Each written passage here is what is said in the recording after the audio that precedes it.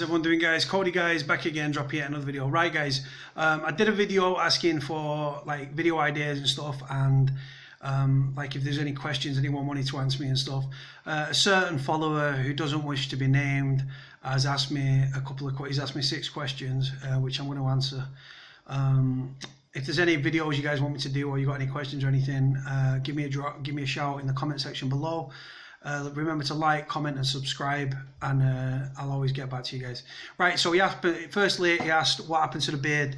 Yeah, the beard, it just was getting scruffy and unkept and stuff. I actually suit the beard and actually miss the beard. So I regret shaving it off, but it's I'm growing it back, going to slowly grow it back, and I'm going to grow an epic beard and stuff. I just having a random day and it was irritating me and it looked scruffy, so I whipped it off. Right, I've been asked what percentage of prisoners are screw boys. For those that don't know, screw boys is a term that's used amongst prisoners for people that are over friendly with the staff, people that might be giving information to the screws and grassing them up and stuff. It does go on, guys. Grasses happen in the criminal world, and they also happen in prison as well, which obviously, if anyone's a grass in prison, you're going to get terrorized and stuff like that. But yeah, what percentage of screw boys? I couldn't give you a particular percentage, but there are definitely people that are over friendly with the screws. And so, right, you've got people that are screw boys that will like feed information to the screws and stuff and like lick screws' arses. Yes sir, I'll do it boss, I'll do it boss, and all that sort of stuff, right?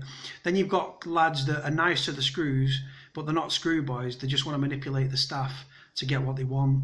That goes on quite a lot. If you've got a wing full of if you've got 3 or 4 screws on your wing, right, and they're all going to be different like personalities, aren't they, the screws, right? And you do get screws that are like pretty vulnerable. You get like a young screw. You'll always get a screw that you can manipulate, and they're the ones that lads target to get friendly with. Oh, come on boss, come on, sort me out, knowing that the person can't say no. So yeah, then you've got like sweet grasses where, say you want to kick off, say you want to have a scrap with someone and you're walking the pad saying get in the pad, they're standing on the landing screaming, well fuck it, come on dickhead. So they're letting the screws know that it's about to go down, so the screws can get involved before it kicks off. That's what we call a sweet grass in prison.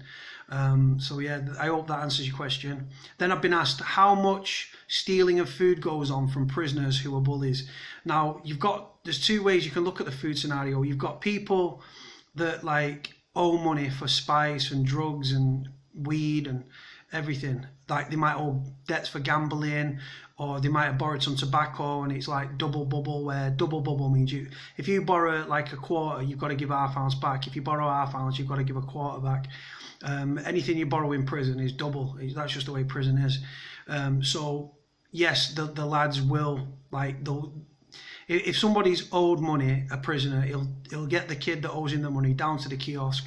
The kiosk is like a job centre point where you can order like your food, your canteen, your phone credit, like your menu for your food, visits, all that sort of stuff, right? So they'll march him down there and say, right, order me this, order me like CMP protein bars, order me some crisps, order me this, order me that, and that prisoner will then like order that stuff for the prisoner that he owes the money to, or the prisoner will say he'll get someone on the outside and say, right, go and give this. Say you've got 2 prisoners, right? Say person A owes person B money. Person A will get somebody on the outside of prison to go and meet someone that person B knows, and they'll hand over money that way. That's another way that drug debts are settled and stuff. And then you've got when you're on the survey. On my last stretch, I was a cleaner. I never actually worked on the survey. I was on the handouts. But if the lads like you on the survey and stuff, you'll get extra food and stuff like that. But if they don't like you, you'll just get the bog size standard. Now I'll give you an example. So say a chicken curry comes over and there's loads of chicken in the curry, right? The cleaners that chicken gets sieved out, and most of the chicken will go to the cleaners, or with their tea, or what they'll do, they'll put it in a box and they'll take it back to the cell. They'll wash the curry off and they'll eat the chicken for the protein and stuff, because a lot of cleaners in prison go to the gym and spend a lot of time in the gym and stuff. It's one of the perks of being a cleaner, I suppose. in prison. So yeah, like I say, does bullying go on? No one will walk into your pad and just grab your scran. I mean, thieves do go on in prison stuff, and thieving does go on.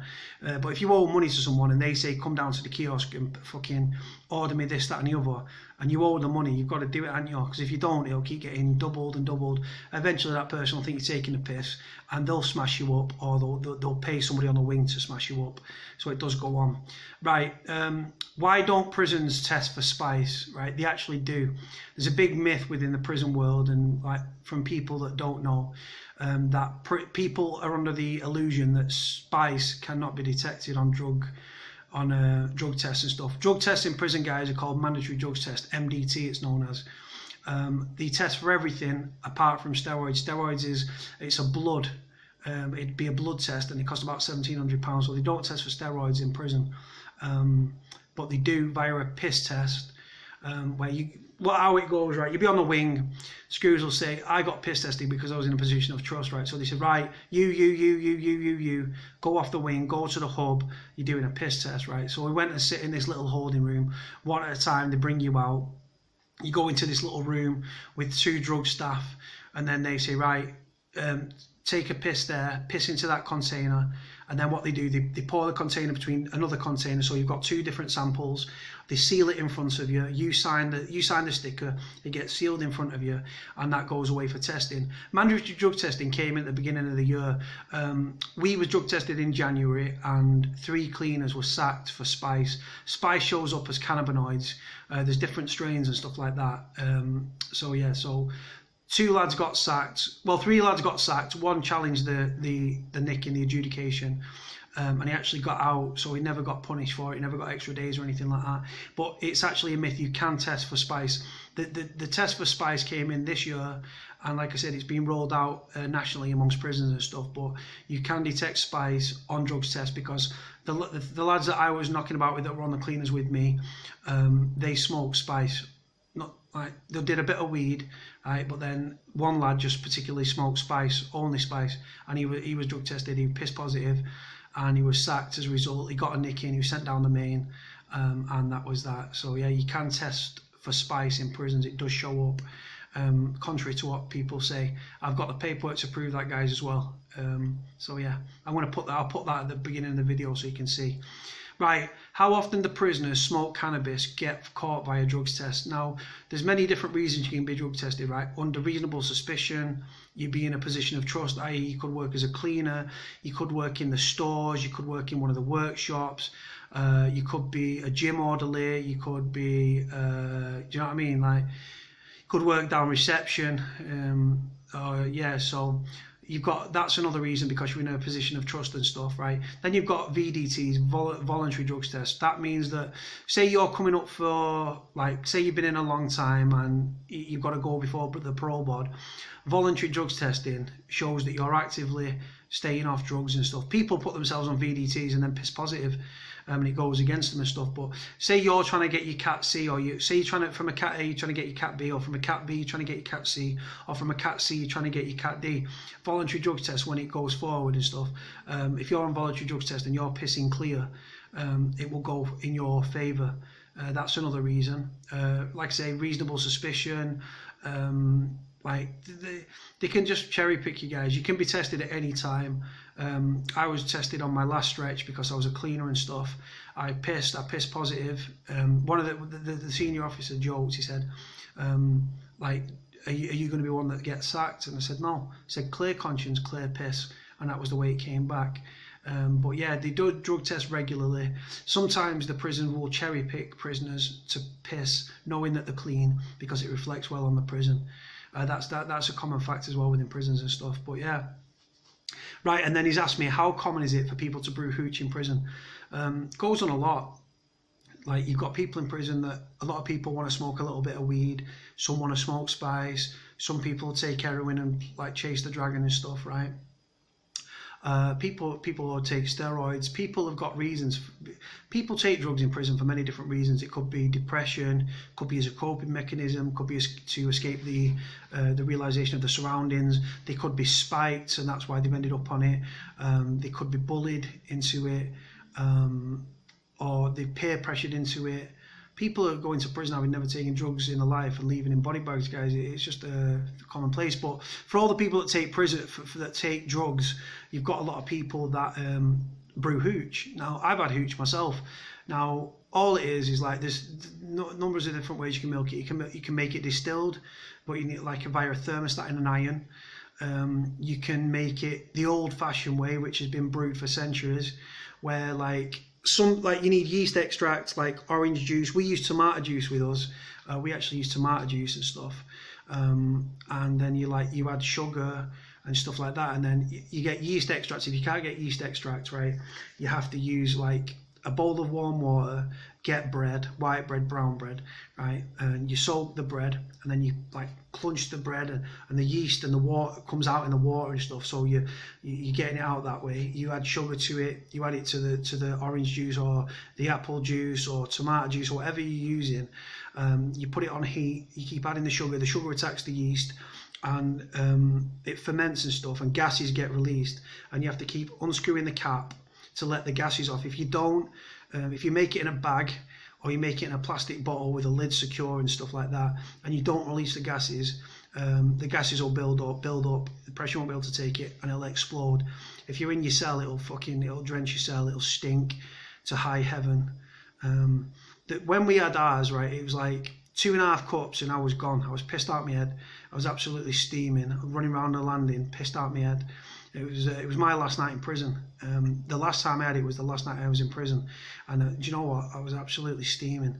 It's good stuff. It's like rocket fuel. The distilled stuff, it comes out about 90%. I've never actually had the distilled stuff, but the old-fashioned brew way, like I say, you extract the yeast, or you've got yeast extract, right? You add it to the juice. You can add like up to like half a bag of sugar, 3/4 of a bag of sugar, 4 bags of sugar, and you keep adding it. And the more sugar you add, the more it attacks the yeast, the more it ferments, the more it becomes alcohol. But it doesn't always take the one that I had. The times I've tried it, been quite tangy. But fucking hell, it gets you off your tits. Like I say, some people take drugs, but then not everyone in prison takes drugs. Some lads think, fuck it, we'll have some hooch. So hooch it's been brewed for centuries, guys. Hooch, for those that don't know, is obviously prison alcohol, if you haven't already picked up on that. But yeah, it's big business within prisons, guys. Like I say, do you know what? I'm thinking about doing a video down the line of actually brewing hooch and stuff. And then all you do, you add it to heat. And then, like I say, you put it on the heat and stuff, and then the sugar, and then you keep adding the sugar, The sugar attacks the yeast, ferments, makes alcohol and stuff. But like I say, you've got to keep the gases build up. You've got to unscrew the lid, and then screw the lid on again, and then let the gases release. Then you screw the lid back on, and you've got to keep doing that. So you can make it over a couple of days, 7 days, right? You can make it over 2 weeks, 3 weeks, 4 weeks. The longer you leave it, the longer it ferments, the more potent it is. But like I say, I'm thinking about doing a video actually making homebrew, the period. It's dead easy to make, and then put it on the heat and stuff like that. And then, like I say, in your cell, what you'd do is you'd stack a few, because our radiator was like a small radiator on the bottom of the thing, and it was like encased in a metal thing. So we used to stack books up so it was level with the top of this little mini radiator that ran across the floor on the side of like the skirting board, and then put the book so it went thing, and then you put the bottle on top, and then you can wrap like towels around it and stuff like that. Some people do it in different ways and stuff, but you've got to keep it insulated. You've got to keep it like to keep the ferment like for it to ferment and stuff like that. You've got to keep it with heat and stuff and insulated. And like I say, you've never been pissed, guys, until you drank prison alcohol. But there's a disclaimer with that as well. Drinking alcohol in that, like, because it's not strictly kosher alcohol, is it? It's not gone through it's not proper hooch like alcohol and stuff. But it can actually make you go blind. A journalist contacted me actually about doing something reference hooch, about like how strong it can get, like brew a couple of batches of hooch and see the strength that it comes out and stuff like that, and the ethanol content within it and stuff. But yeah, there's a lot of people in prison that drink hooch and stuff like that. Very easily to brew. Everything that you need ingredients wise is there. You can buy sugar on the canteen. If you can get yeast extract, you can get it from the guys in the kitchens that work in the kitchens, or you just need a bowl of hot water, warm water, get some bread, which obviously prisoner you get when you work. We was working on the survey, so we'd use the bread, we'd get the alcohol in, we'd put it in, we'd soak the bread, we'd squeeze it out, the water would come out, the yeast would be extracted, we keep that, and then like I say, you add it to the juice and stuff, you add the sugar, and you just keep it on the heat, keep it insulated. It ferments. Some people do it over several days, some people do it over 2 weeks, some people 3 weeks, some people 4 weeks. But it will absolutely get you off your tits. Doesn't taste the best, but yeah, it doesn't smell the best either, but you know when it's ready. Simple as that. Right, guys, I'm going to leave this video here. I hope this has answered questions for the person that wanted answering questions and stuff. Any videos you guys want me to do, please feel free to drop me a comment. Please like, please comment, and please subscribe. Speak to y'all soon. Bye.